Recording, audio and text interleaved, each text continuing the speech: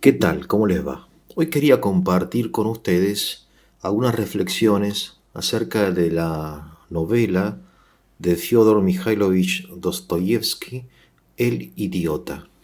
El protagonista de esta novela es un idiota llamado Myshkin. El término idiota en ruso no significa lo que significa para nosotros. Para nosotros el idiota es un sinónimo de estúpido, necio, tonto. Para Aristóteles y para la cultura griega en general, el idiota, en cambio, era el hombre que no se ocupa de la cosa pública, que puede ser una buena persona, un buen profesional, un buen padre o madre de familia, pero que no se interesa en la política. Eso es el idiota para Aristóteles, en general para la filosofía política antigua. En cambio, en ruso, idiota significa fundamentalmente débil mental, es decir, la debilidad provocada por una enfermedad psiquiátrica o nerviosa, o por un trauma, o por la edad, como sucede en el caso de la demencia senil. Entonces, Myshkin es un idiota, es una persona enferma que habita en una clínica como paciente permanente. La clínica psiquiátrica es su hogar. Myshkin no trabaja, no tiene familia, está ahí como quien dice vegetando, ¿no? Y comparte su tiempo con niños que lo quieren, ¿no? Él los entiende y ellos también lo entienden a él.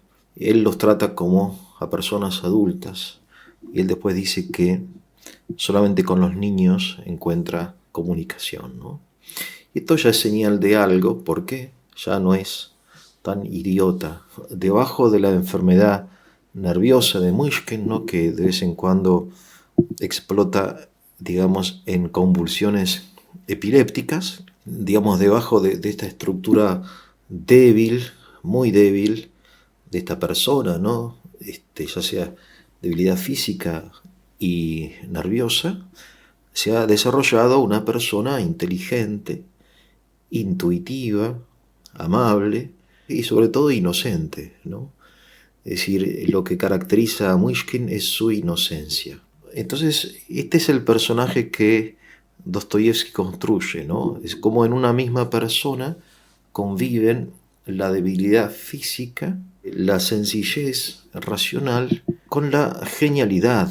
Y sí, con la genialidad, porque el idiota ve lo que otros, que son aparentemente normales y astutos, ¿no? Que tienen experiencia de vida, ¿no?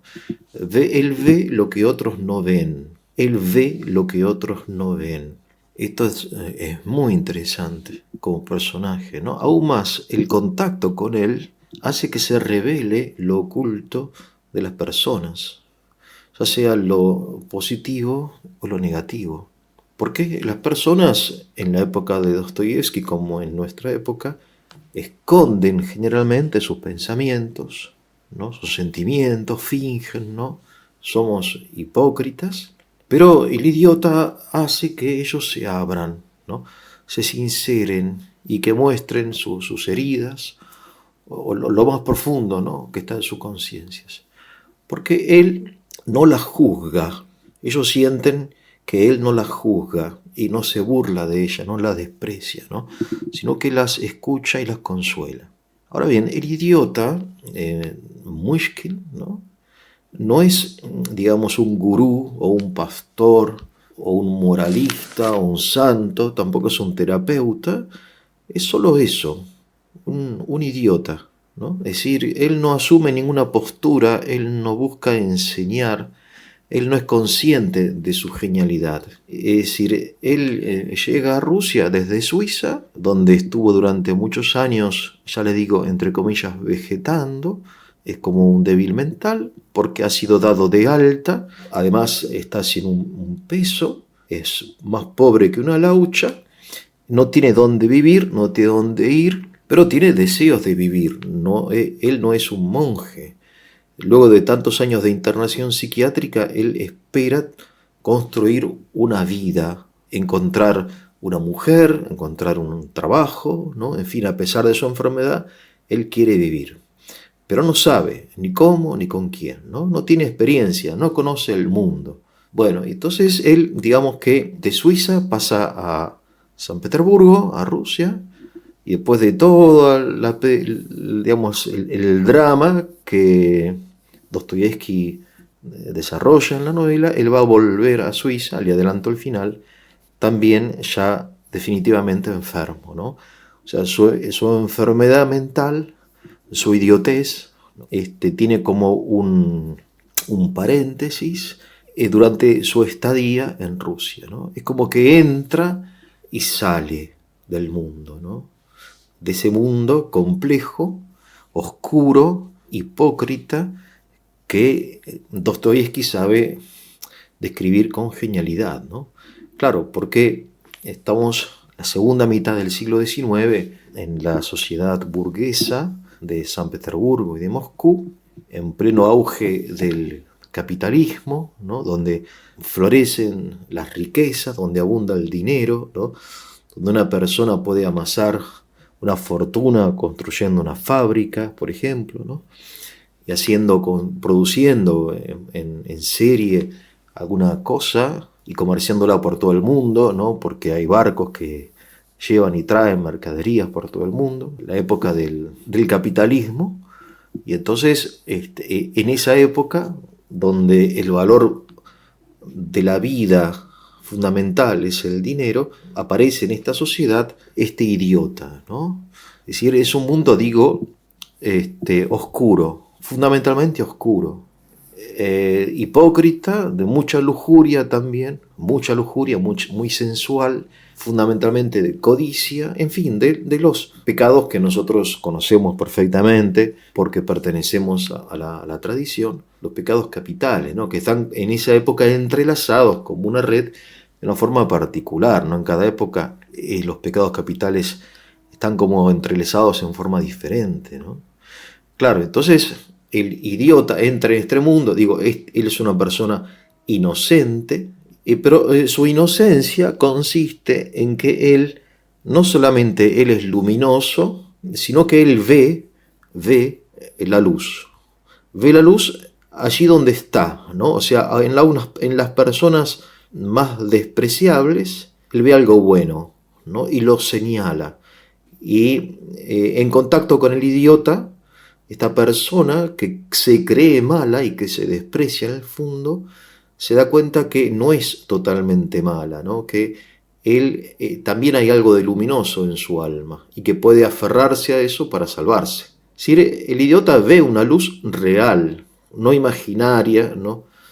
No es bonachón, tampoco es un ingenuo, ¿no? Porque el ingenuo es aquel que no ve, el inocente ve. Es una luz, digo, la luz que él ve es auténtica y es posible, ¿no? Él ve la potencialidad de las personas. Es una luz, digo, que está como encerrada y oprimida por la oscuridad, pero que no ha desaparecido totalmente. Entonces, en este mundo deforme, hipócrita, enfermo, entra este hombre enfermo, pero uno con una enfermedad distinta, ¿no? Él, quizá siendo enfermo entre personas sanas, es a su vez sano entre personas enfermas.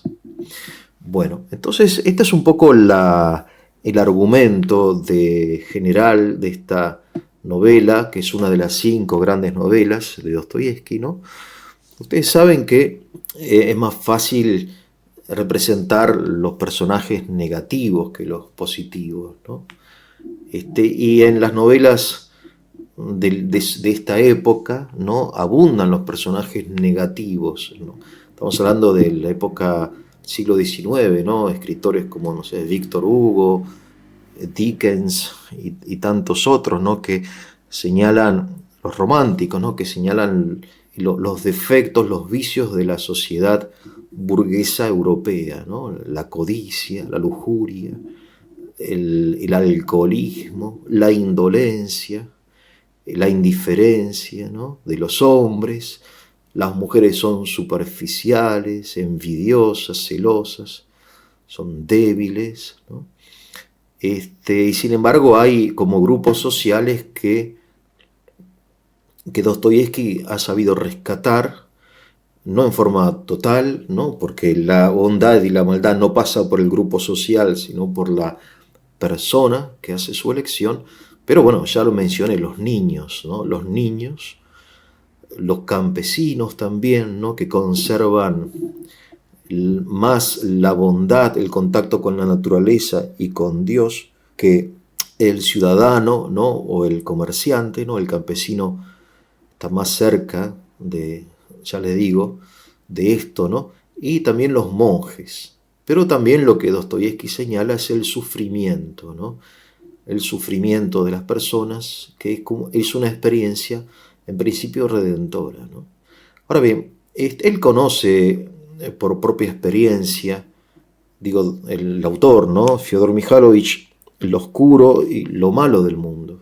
Pero aún así, luego de haber escrito su primera gran novela, que un poco lo lanzó a la fama, por decirlo de un modo, ¿no?, Crimen y Castigo, él decide escribir una novela cuyo personaje central sea no un asesino, como en el caso de Crimen y Castigo, ¿no?, Rodion Raskolnikov, sino el príncipe Myshkin, ¿no?, el idiota.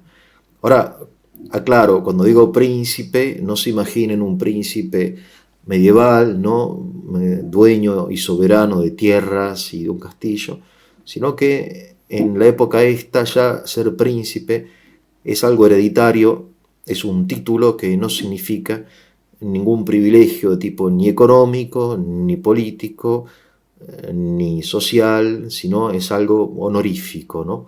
Nada, un título que no significa nada. El idiota es un príncipe absolutamente pobre, ¿no?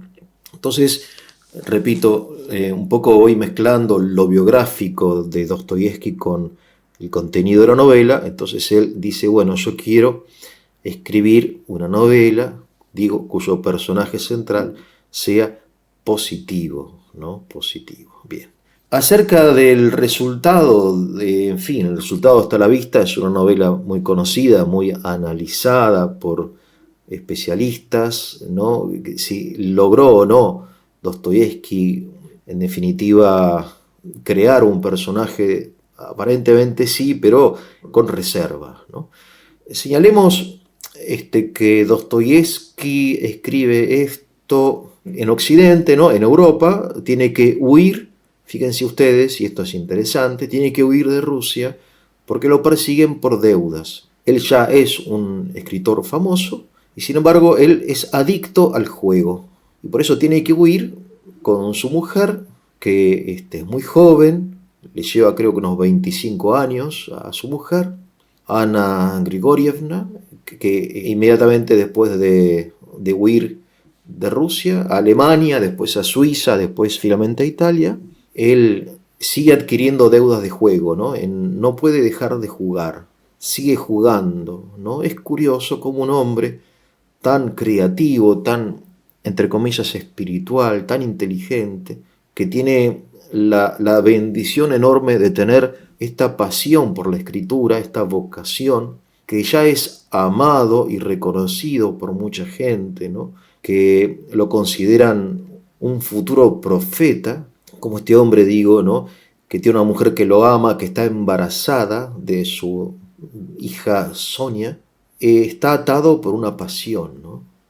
Esto lo dice su mujer, ¿no?, porque ella tampoco entiende cómo puede ser.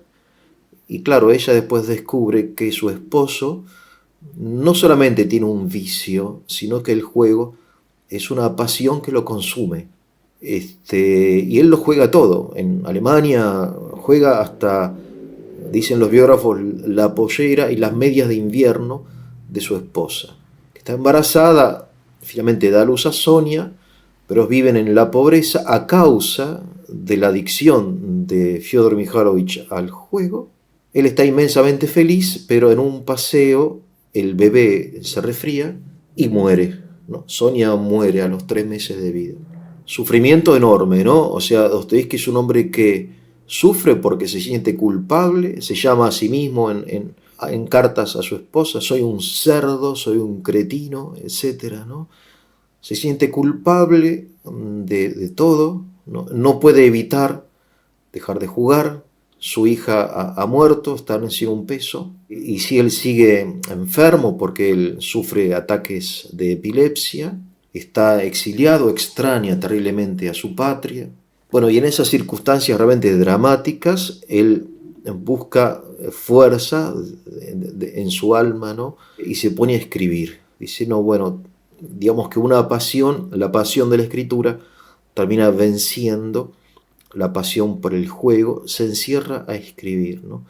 Él está 4 años en Occidente, no, digo Occidente, Europa Occidental, y en esos 4 años en la pobreza, en la angustia, en la oscuridad que sufre al haber perdido a Sonia, ¿no?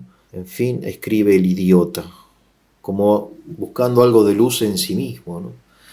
Bien, entonces fíjense ustedes, ¿no? Qué dramática la vida de Dostoyevski y cómo él sabe describir los estados anímicos, psicológicos y morales de las personas porque él mismo lo padece, ¿no? Es todo en él un poco autobiográfico. De hecho, él tiene una novela que no es de las más importantes, pero es importante, titulada Igrok, que significa el jugador, ¿no? Donde habla precisamente de esta pasión por el juego, que finalmente luego de algunos años él logra vencer y ya deja de jugar, ¿no? 10 años antes de morir. Él muere creo que en el 81, 1881, en 1871 él finalmente deja de jugar, ¿no? En la época precisamente que está escribiendo y terminando esta su segunda novela, El idiota, ¿no? En fin, sufrimiento tras sufrimiento, ¿no? Porque vamos un poco a un hecho también del todo particular que hace referencia también a la novela, El idiota. Él cuando ya era un escritor más o menos reconocido, no muy reconocido, porque había escrito sus primeras cosas, fue acusado de conspiración contra el zar, ¿no? Porque en el siglo XVIII en toda Europa soplan vientos de libertad, ¿no? De república, de republicanismo, ¿no? A partir de la Revolución Francesa, a pesar de que se ha buscado restaurar las monarquías, en definitiva lo que los pueblos quieren es un gobierno representativo, ¿no? Ya sea una monarquía parlamentaria o una república. Dostoyevski no era un conspirador, no era una persona violenta, pero fue acusado de conspiración por pertenecer o formar parte, participar de reuniones así, de intelectuales que se reunían a discutir estas cosas, y fue condenado a muerte. Fíjense la crueldad, la injusticia también de la época, ¿no? Del zarismo, ¿no? La policía secreta, etc. En fin, entonces lo llevan al paredón de fusilamiento, le tapan los ojos con un pañuelo, el oficial, cuando llega el momento, ¿no? Se lee la sentencia y él da la orden, ¿no? Preparen, como decimos, ¿no? Apunten, fuego, ¿no? Se oyen los disparos, pero eran balas de salva, ¿no? Son pólvora sin proyectil. Él está ahí, ¿no? Esperando que las balas impacten en su pecho. Esto es lo que él sufrió y de alguna manera, como dice un comentador, él es un hombre que estuvo en el más allá, por decirlo de una forma, ¿no? Es una experiencia límite que de alguna manera hace que este hombre ya viva de otra forma, sienta, perciba la vida de otra forma, ¿no? ¿Cómo es esto que sigo vivo cuando tendría que estar muerto? Bueno, entonces hace que la percepción de la vida, ya de este hombre que era un hombre obviamente de una sensibilidad del todo delicada, luego de esta experiencia límite es distinta, ¿no? Del tiempo, es un tiempo de otro tipo, el que él experimenta y describe en sus obras, ¿no? Por eso algunas veces parece que cuando uno lee a Dostoyevski parece que pasó mucho tiempo, y en realidad pasaron algunos días en el trama, ¿no? de la novela, porque es otra percepción del tiempo. Cambia su percepción de la vida, su condena a muerte es conmutada por 4 años de prisión. Es enviado a la prisión, no recuerdo dónde, si a Siberia, generalmente era Siberia, ¿no? junto con ladrones, delincuentes, presos comunes, asesinos, ¿no? Y él dice, bueno, yo estuve 4 años en el sepulcro. Claro, porque en la prisión para él era la tumba, ¿no? Una tumba, en primer lugar, física, porque en las colonias, estas que estaban en lugares muy fríos, muy inhóspitos, ¿no? Los presos vivían absolutamente apilados, uno sobre otro, obviamente no tenían ningún tipo de intimidad, y dormían todos apretados como lauchas, ¿no? Como sardinas, como vemos en los campos de concentración nazis. Así eran estas colonias de trabajo, ¿no? De castigo en la Rusia zarista. Estuve 4 años en una tumba, dice. Y por otro lado, él, imagínense, es un intelectual, un hombre que lee todo lo que encuentra, ¿no? Es un lector ávido, desesperado, ¿no? No deja de leer, y a él le prohíben leer. En esos 4 años no tiene ningún libro excepto el Evangelio. De modo que él en esos 4 años lo único que lee, de pe a pa, como decimos aquí en Argentina, y en forma permanente, es el Evangelio, ¿no? Y es ahí donde él descubre, digamos, tiene un primer descubrimiento del Señor Jesús, y entiende que todo personaje positivo, en definitiva, hace referencia a Jesús, o mejor dicho, que Jesús es en la historia de la humanidad la persona más positiva que existió y que existe, ¿no? Por eso, en definitiva, como dicen algunos de sus comentadores, el idiota no es otra cosa que una alegoría de Jesús. Alegoría bastante lejana porque en realidad tienen poco en común el príncipe Mushkin y Jesús de Nazaret, y sin embargo hay algo en común que tienen ellos, la inocencia. Esa inocencia que es lo que se destaca en la persona de Mushkin y se destaca en la persona del Señor, hace que interactuando con las personas revelen de sí mismas, ¿no? Lo más profundo, lo peor y lo mejor, ¿no? Y si uno lee el Evangelio bajo esta perspectiva y ve cómo las personas interactuando con Jesús, ¿no? O bien mejoran, se abren, se salvan, ¿no? Se redimen, o bien se endurecen también algunas, ¿no? Sobre todo los que nosotros llamamos fariseos. En esta colonia de trabajo, Dostoyevsky descubre lo que venía diciendo, saber que aún los ladrones, los delincuentes y los asesinos tienen en su corazón algo luminoso. Es decir, que no hay una persona que sea absolutamente mala. Y la misión del idiota, ¿no?, es no la ingenuidad, sino la inocencia, como esa capacidad de descubrir, de señalar, de hacer ver al otro eso que tiene de luminoso.